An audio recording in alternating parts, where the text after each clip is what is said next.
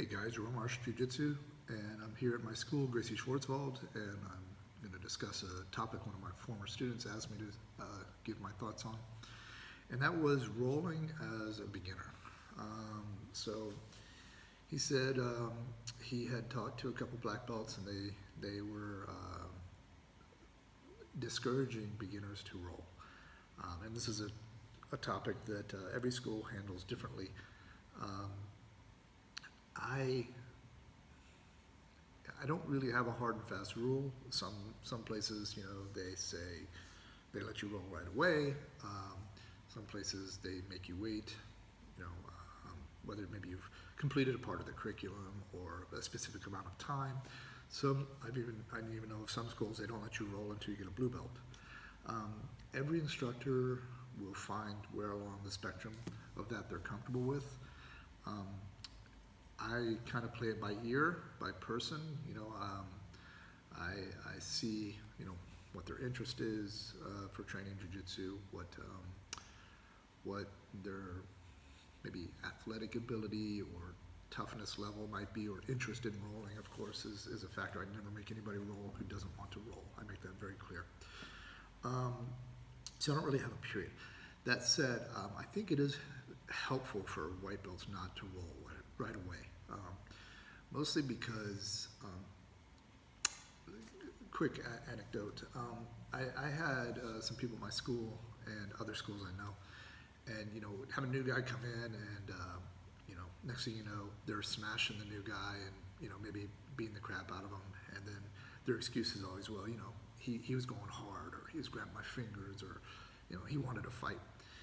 And for a while, when I was a new instructor, I'd be like, yeah, the guy came in, he kind of had maybe he decided to turn it up. We had to turn it up and show him who's boss.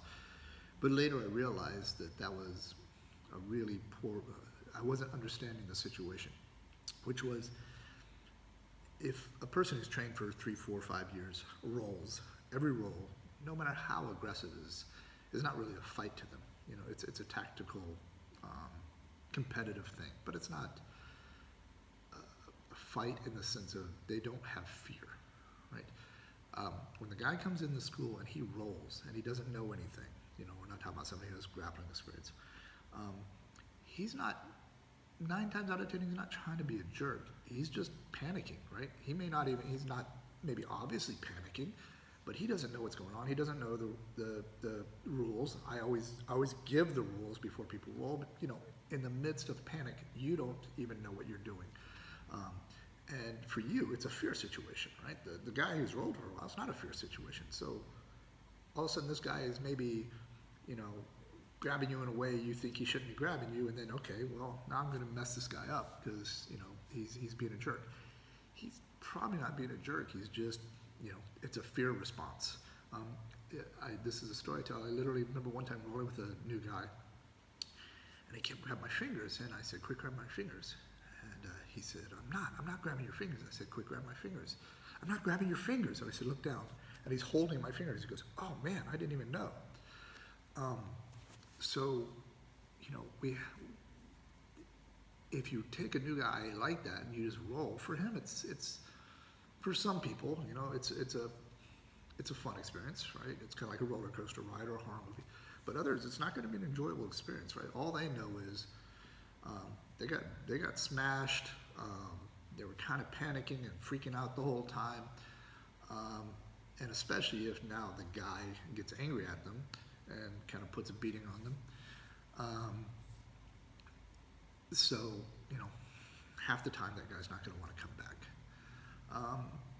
And so, if you take it for a while and you maybe give the guy some lessons, let him understand the positionings, let him understand the training, and then make the rolling, when he does start to roll, very specific, right? It's not just you and I roll and one of us wins. There's way too many things that have to happen there. Maybe something like, I'm going to put you in closed guard, and your only goal is to get out of closed guard and maybe, just get to half guard. That's all, Or maybe, something I have beginners do a lot is just fight for double under clinches standing, just to get used to that upright grappling. Okay, it's not you don't have to do the takedowns, you don't have to defend takedowns. You don't have to defend punches or knees or elbows. But there's a good ability to learn to be in that more, physical space without, having 1,000 goals they have to think about, 1,000 things they have to defend. Just one goal. And you can build up to it. And then as you get more comfortable with that physical contact, that physical aggression, you can start to add objectives in because their vision is starting to clear up. They can look at more than one thing. But if it's just you and I roll, your only vision is survive, and then you're going to do anything you can to accomplish that. And that's not really helpful for you learning technique, because all you're going to do is just panic roll, right? And you're going to find maybe that some things work off of just pure power and exertion that got you out of trouble.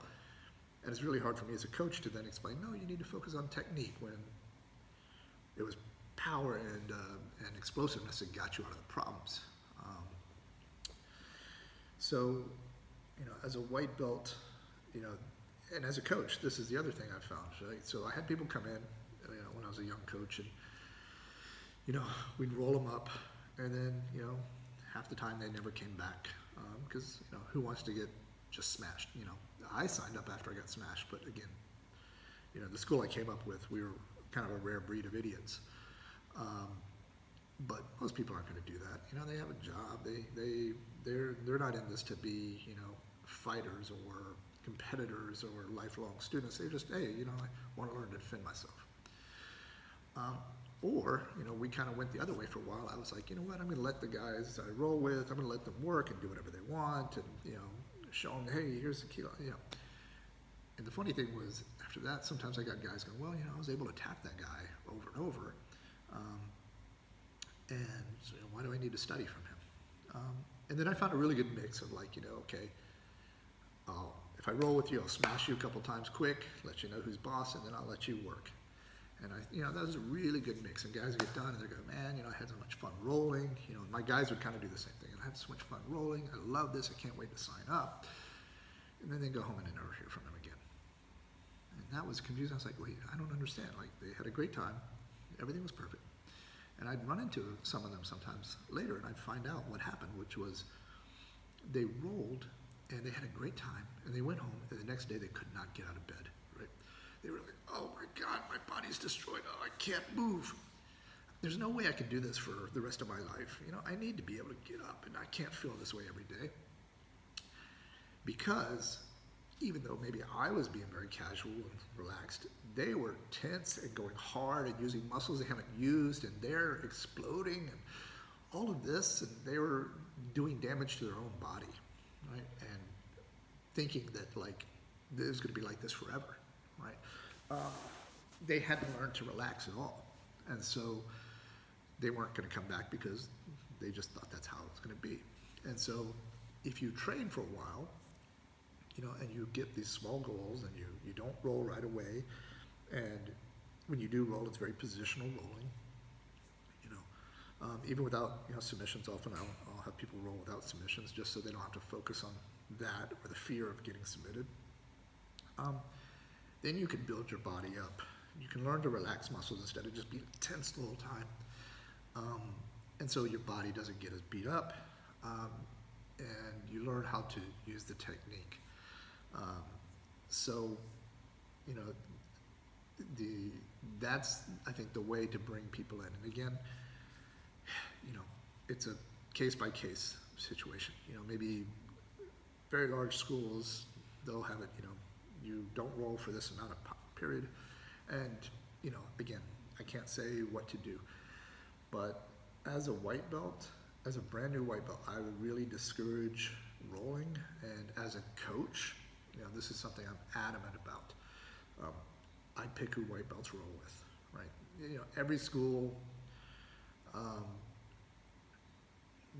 even schools I've had to be really careful. You do have those blue belts or purple belts who just want to hunt the minnows. And you got to be really careful that, if you have somebody coming in or somebody who's pretty new, they don't get stuck with that guy. And you of course, obviously, you talk to that guy, you try to correct his vision, or you deal with it, but sometimes you don't know. So I always pair people up I know who are going to be able to work with the white belts. And if I do, yeah, I never have white belts roll white belts if I can help it. You know, if that's all I have in the school, you know, obviously, you know, you have to adjust, but there's a big difference. You know, I have some white belts who've been training a year and a half. They're in essence blue belts. You know, I can put them with a new guy and they know how to handle the situation. But as a coach, if I want to keep, you know, if I want somebody who comes in to sign up and stay, I need to, you know, make sure that they have, you know, they first learn technique, then they're put in situations where they have clearly defined goals when they are sparring, without a high stress level, and also without they've built up their body's ability to learn how to relax and move, versus just kind of throwing them in the shark tank and feeling like you're a badass because, you know, you had 10 street fighters come in and they all left because they couldn't hack it. Well, you know, if you're running a school, that's 10 paying customers that probably just left. And if you're new and you really want to stick with it, this is a little off topic, but I tell every student has the right to refuse a role. You know, if you have, you know, the guy who is, you know, been staring at you like you're a piece of meat the whole time, and he comes over, hey, let's roll. You have the absolute right to say, you know what, you know, I want to take a break. I'm not interested. Even if it's your second day in jiu-jitsu. So anyway, those are my thoughts on rolling as a